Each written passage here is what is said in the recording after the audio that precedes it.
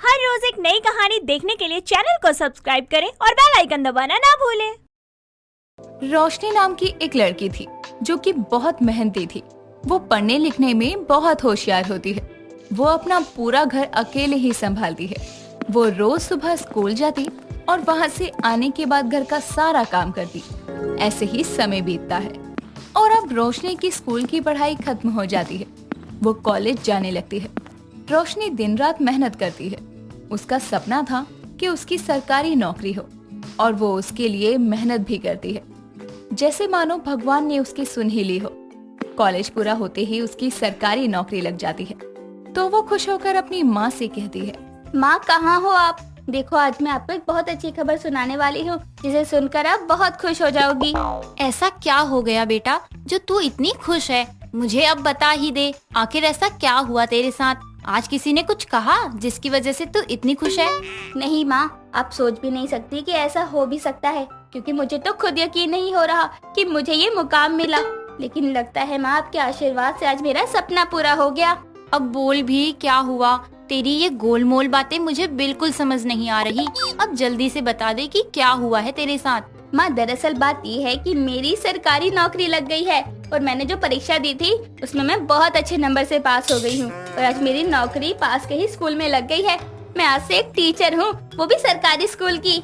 शुक्र है भगवान का जिसने तेरी सारी मनोकामना पूरी की। मैं तो भगवान से हमेशा कहती थी कि हे भगवान मेरी बच्ची की मदद कर। लगता है भगवान ने मेरी सुन ही ली। ऐसे ही समय बीतता है। अब रोशनी धीरे धीरे अपना पूरा घर संभाल लेती है।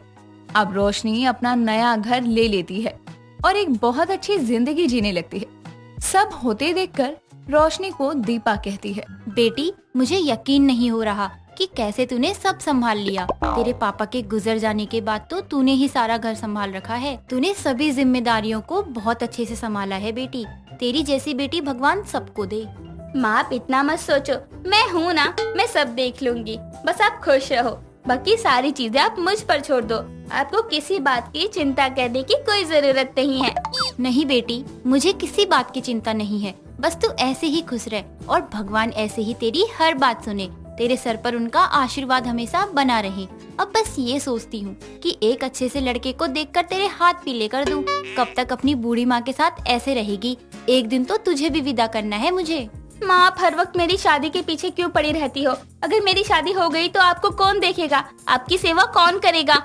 सब हो जाएगा, तू परेशान मत हो। और मैं अकेले कैसी हुई? शादी ही तो कर रही हूँ ना तेरी। तू मुझसे मिलने आती रहना दामाद जी के साथ। फिर बेटी के साथ साथ भी एक बेटे की भी कमी पूरी हो जाएगी।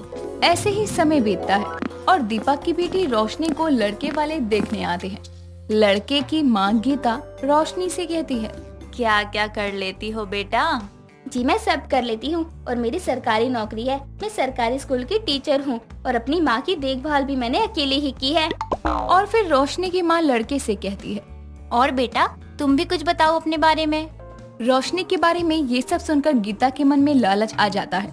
वो सोचने लगती है कि सरकारी नौकरी वाली बहू घर आने से बहुत ठाट बाट होंगे, लेकिन वो अपने बेटे के बारे में झूठ बताती है। मेरे बेटे का तो खुद का बिजनेस है, वो अपना काम करता है और हर महीने अच्छी कमाई आती है उसकी। हमारे घर में किसी भी चीज की कमी नहीं है। आपकी बेटी आएगी तो राज करेगी हमारे घर में। ऐसे ही समय बीतता है और अब रोशनी मुकेश के साथ शादी करके उसके साथ उसके घर आ जाती है। रोशनी की सास गीता को रोशनी के पैसे के ऊपर बहुत लालच आ जाता है और अब वो दिन भर रोशनी के पैसे कैसे खर्च करे इसी के पीछे पड़ जाती है। आए दिन कोई नया बहाना लेकर बस उससे पैसे लेती रहती। ऐसे ही एक दिन गीता अपने कमरे में बैठकर रो रही थी। इतने में वहाँ रोशनी आ जाती है और अपनी सास को कहती है, क्या हुआ माँ जी, आप रो क्यों रही हो? किसी ने कुछ कहा क्या? कोई ऐसी बात है जो आप मुझे नहीं बता रही? माँ जी बोलिए ना, आप क्यों रो रही हैं? क्या हो गया? अब बहू तुझसे क्या छुपाना कुछ भी, अब तो तू भी इसी घर का हिस्सा है। दरअसल बात ये है कि मेरे पास पहनने के लिए नए कपड़े नहीं हैं और कल मेरी एक सहेली है ना, उसकी बेटी की शादी है। ऐसे में मैं अरे बस ये बात थी? माँ जी ये तो आप मुझे पहले भी बता सकती थी। चलो मैं आपको दिलवा देती हूँ साड़ी किसी दुकान से। आपको साड़ी ही चाहिए ना? हाँ बहू साड़ी और कुछ गहने भी चाहिए। मेरे पास गहने भी नहीं है बहू। इतना सुनकर रोशनी अपनी सास को दुकान लेकर जाती है और उसको जो चाहिए होता है सब दिलवा देती है। ऐसे ही समय बीतता है। गीता रोशनी के पैसों पर लालच के साथ साथ उस पर अत्याचार भी करने लगती है।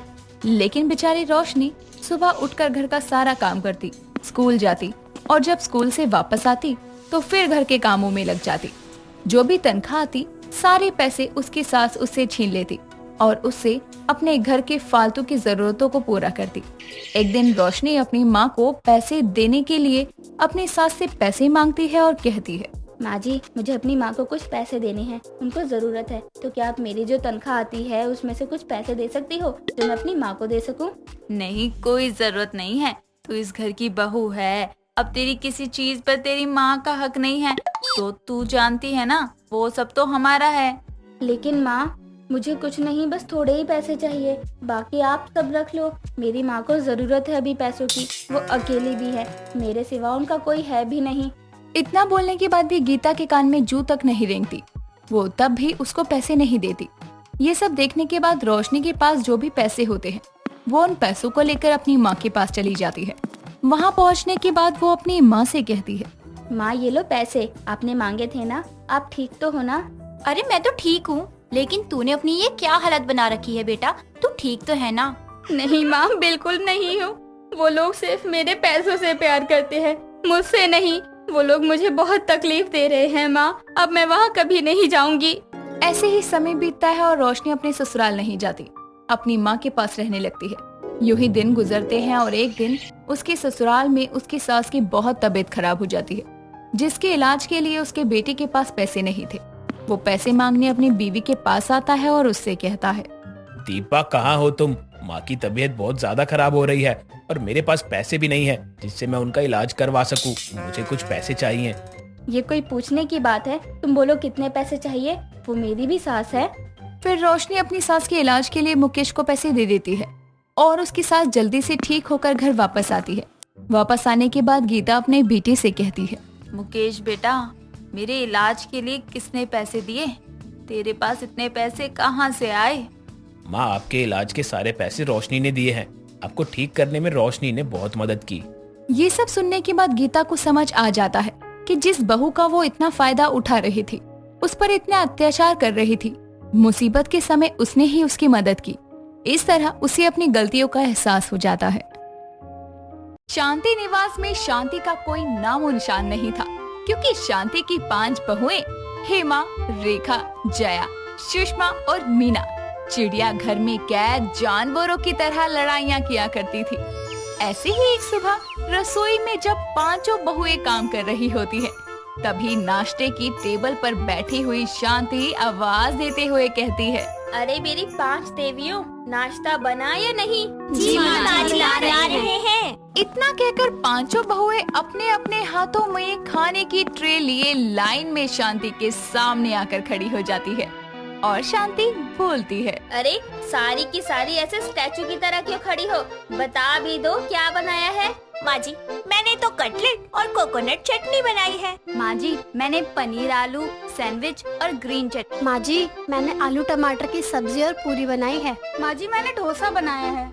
माँ जी, मैंने तो आलू के पराठे बनाए हैं। नाश्ता तो तुम सबने बढ़िया बनाया है। चलो थोड़ा थोड़ा सब कुछ दे दो। नहीं, ये तो हमने अपने लिए बनाया है। क्या? तो फिर मेरे लिए नाश्ता क्या तुम्हारे ससुर जी बनाएंगे? माँ जी, मुझे तो कहो नहीं, मैं तो सबसे छोटी हूँ। मुझे क्या पता था कि ये चारों जाहिल इतनी पागल हैं कि आपके लिए कुछ बनाएंगी ही नहीं। ओ, तुम सबसे छोटी हो तो मैं भी फिर सबसे बड़ी हूँ।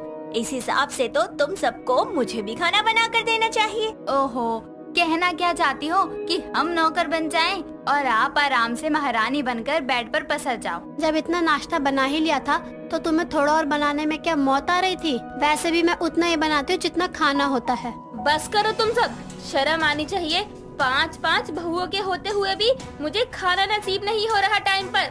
खाओ, जो जो बनाया है खाओ बैठकर आराम से। मैं अपने लिए खाना खुद बना लूंगी। शांति इतना कहकर मुंह बनाकर रसोई में चली जाती है और खुद के लिए नाश्ता बनाने लगती है। ऐसे ही दिन गुजरते हैं और शांति के घर की अशांति यूं ही कायम रहती है। कभी शांति की 5 बहुएं खाने को लेकर लड़ती, तो कभी शॉपिंग और कभी कभी तो बेवजह ही लड़ पड़ती। ऐसे ही एक दिन हेमा झाड़ू लगा रही होती है, तभी जया पीछे पीछे पोछा लेकर वहाँ आती है और ये सब होता देखकर शांति कहती है, ये क्या हो रहा है? कौन से मेहमान आ रहे हैं घर में जो तुम दोनों इतनी स्पीड में काम कर रही हो? माँ जी, यहाँ तो कोई नहीं रहा है, मैं तो बस अपना काम कर रही हूँ। बाकी कोई करे ना करे मुझे कोई फर्क नहीं पड़ता।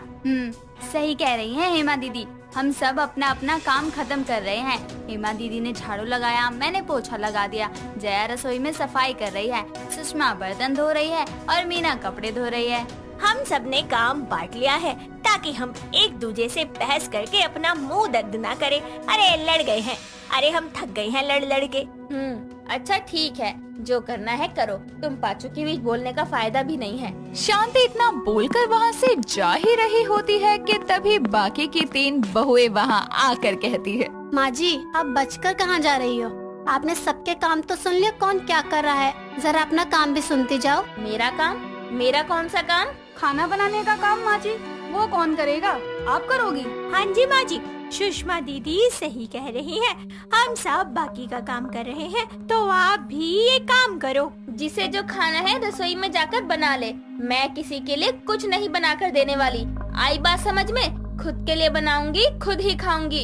इतना कहकर शांति भी वहाँ से चली जाती है और उन 5 के बीच फिर से लड़ना झगड़ना शुरू हो जाता है। धीरे धीरे घर के हालात इस कदर खराब हो जाते हैं कि आसपास के लोग भी अब शांति को तरह तरह की बातें सुनाने लगे थे। बात इतनी ज्यादा बढ़ जाती है कि अब आवाजों के साथ साथ घर की चीजें और खिड़कियां दरवाजे से भी बाहर जाने लगी थी। बिगड़ते हुए हालातों को देखते हुए शांति को कुछ समझ नहीं आता। ऐसे ही जब एक दिन उसकी बहुएं लड़ रही होती है, तभी शांति अपनी बहुओं के पास आकर कहती है, बंद करो अपना ये हल्ला गुल्ला। अरे छोटी बच्ची हो क्या? कितनी बार समझाया तुम सबको, लेकिन तुम हो कि समझने को तैयार ही नहीं हो। हद कर दी है। पहले तुम बातों के बाण एक दूसरे पर चलाती थी और अब तो हाथों के वार भी चलाना शुरू कर दिया है। तो क्या करें? हमें बता दो आप ही फिर। हमने नहीं कहा था आपको कि आप 5-5 बहुएं लेकर आओ? इतनी ही थक गई हो हमसे तो अपने बेटों को कुंवारा ही रख लेती ना कराती उनकी शादी। अरे आपसे क्या कहना, मुझे सब पता है। ये मजे लेती हैं जब हम लड़ते हैं तब। तभी तो हर बार ऐसे पल्ला छुड़ा के भाग जाती हो हमसे। बस बंद करो अपनी ये बकवास तुम सब। आज के बाद तुम 5 अपने सारे काम खुद करोगी, कोई किसी की मदद नहीं करेगा। मैं तुम सबको अलग करती हूँ। आज से तुम 5 अपना अलग खाना बनाना और अलग खाना। ना मैं तुम सबके साथ रह सकती हूँ, ना तुम एक दूसरे के साथ रह सकती हो। तो बेहतर यही है कि तुम सब अलग हो जाओ। कम से कम शांति निवास में शांति तो होगी। ठीक है, जैसा आप सही समझे माँ जी। इतना कहकर वो 5 बहुओं को उनके हिस्से का सामान देती है और सबको घर के एक-एक फ्लोर पर शिफ्ट कर देती है। दिन यूं ही गुजरते जाते हैं। अब ना तो शांति निवास में अशांति का माहौल था और ना ही कोई बहस होती थी, पर कहीं ना कहीं 5 ही बहुएं मन ही मन एक दूसरे के बिना और शांति के बिना उदास थी। ऐसे ही एक शाम जब शांति मंदिर में बैठी पूजा कर रही होती है, तभी आंखों में आंसू लिए हेमा उसके पास आती है और बिना कुछ कहे उसके गले लग जाती है। तभी शांति कहती है, क्या हुआ बहू, तू ठीक है ना? रो क्यों रही है? माँ जी मुझे माफ कर दो, मैं नहीं रह सकती हूँ आपके बिना। भले ही कितना भी तकरार क्यों ना हो, लेकिन मुझे आपसे प्यार भी बहुत है। प्लीज मुझे आपके साथ रहना है। अरे पगली, तो रोती क्यों है? मैं तो हमेशा तुम सबके साथ हूँ। शांति इतना बोल ही रही थी कि तभी वहाँ पर रेखा और सुषमा आते हैं और दोनों हाथ जोड़कर शांति से माफी मांगकर कहती हैं, माँ जी हम भी नहीं रह सकते आपके बिना। हम समझ गए हैं कि हमारी खुशी एक साथ रहने में है, अलग अलग रहने में नहीं। आपके बिना कुछ भी अच्छा नहीं लगता माँ जी, न खाना न रहना। हाँ माँ जी, आप हमें अपने पास वापस बुला लो, नहीं तो हम रो रो कर आधे हो जाएंगे।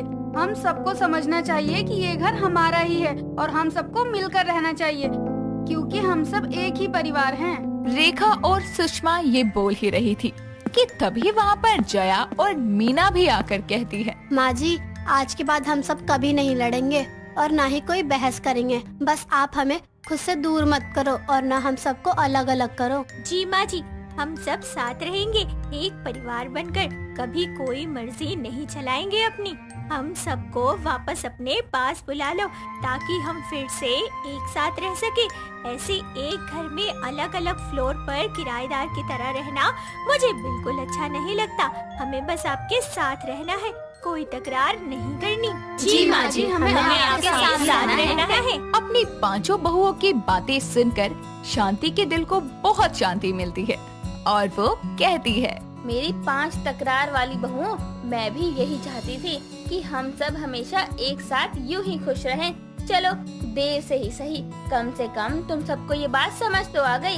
अब वापस से तुम सब एक साथ मेरे साथ रहो और इस शांति निवास में अशांति फैला दो, पर खुशियों की अशांति, तकरार की नहीं। जी माँ जी, जैसा इतना कहकर पांचों बहुएं खुशी से मुस्कुरा पड़ती हैं और फिर से एक साथ मिलकर खुशी खुशी रहने लगती हैं, वो भी बिना किसी तकरार के। तो दोस्तों, यूं ही मिलकर परिवार बनाएं, क्योंकि खुशी एक से नहीं बल्कि सब से होती है। दोस्तों, अगर आपको ये कहानी पसंद आई तो इसे लाइक करें, शेयर करें और कमेंट करके बताएं कि कहानी में आपको सबसे अच्छा क्या लगा।